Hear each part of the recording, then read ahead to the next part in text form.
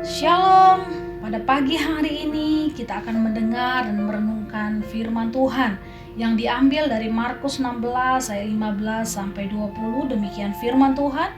Lalu ia berkata kepada mereka, "Pergilah ke seluruh dunia, beritakanlah Injil kepada segala makhluk. Siapa yang percaya dan dibaptis akan diselamatkan, tetapi siapa yang tidak percaya akan dihukum. Tanda-tanda ini akan menyertai orang-orang yang percaya. Mereka akan mengusir setan-setan demi namaku. Mereka akan berbicara dalam bahasa-bahasa yang baru bagi mereka. Mereka akan memegang ular, dan sekalipun mereka minum racun maut, mereka tidak akan mendapat celaka. Mereka akan meletakkan tangannya atas orang sakit dan orang itu akan sembuh." Sesudah Tuhan Yesus berbicara demikian kepada mereka, terangkatlah ia ke sorga, lalu duduk di sebelah kanan Allah. Mereka pun pergilah memberitakan Injil ke segala penjuru, dan Tuhan turut bekerja dan meneguhkan firman itu dengan tanda-tanda yang menyertainya. Pada pagi hari ini saya mengambil tema The Great Revival, yaitu penuaian yang besar. Kebangunan rohani besar akan terjadi dalam setiap keseharian kita. Seperti Yesus, kemanapun ia pergi terjadi kebangunan rohani, maka sama halnya dengan kita. Kemanapun kita pergi, maka akan terjadi kebangunan rohani, dan itu sangat mungkin terjadi. Kebangunan rohani bukan sekedar kumpulan besar orang saja, tetapi terjadi pertobatan.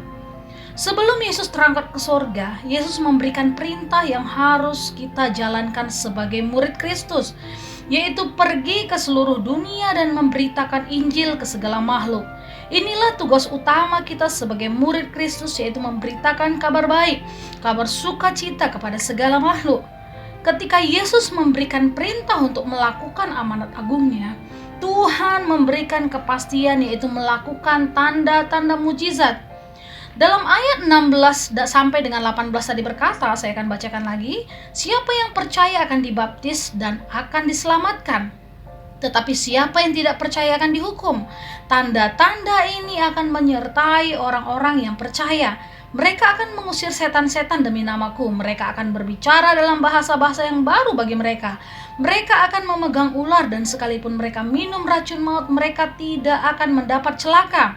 Mereka akan meletakkan tangannya atas orang sakit, dan orang itu akan sembuh." Jadi setiap murid Kristus, setiap orang yang percaya dibekali dengan melakukan tanda-tanda mujizat. Setiap orang percaya dimampukan untuk melakukan mujizat dan terobosan. Sebab ada roh yang besar bersama-sama dengan kita yang memampukan kita melakukan tanda mujizat dan terobosan tersebut. Ketika Tuhan yang berkata-kata, maka itu akan terjadi.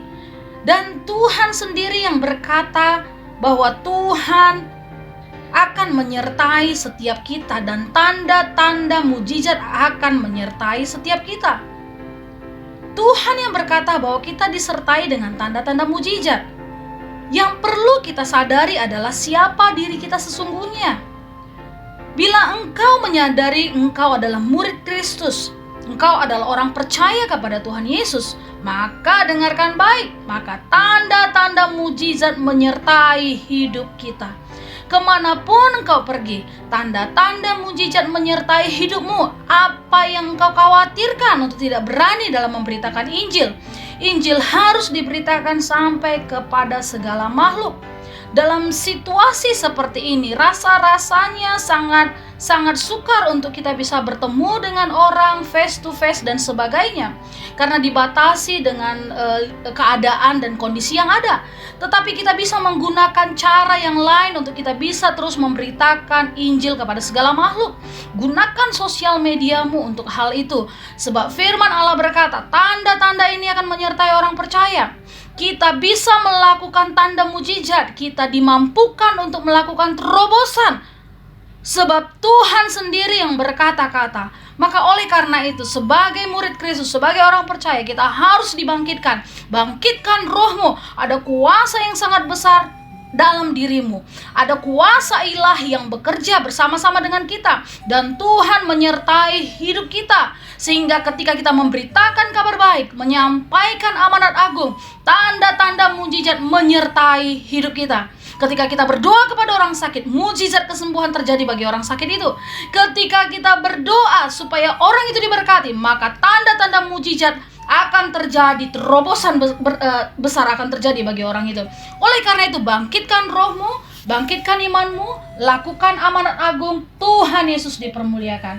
Tuhan Yesus memberkati kita semuanya. Shalom.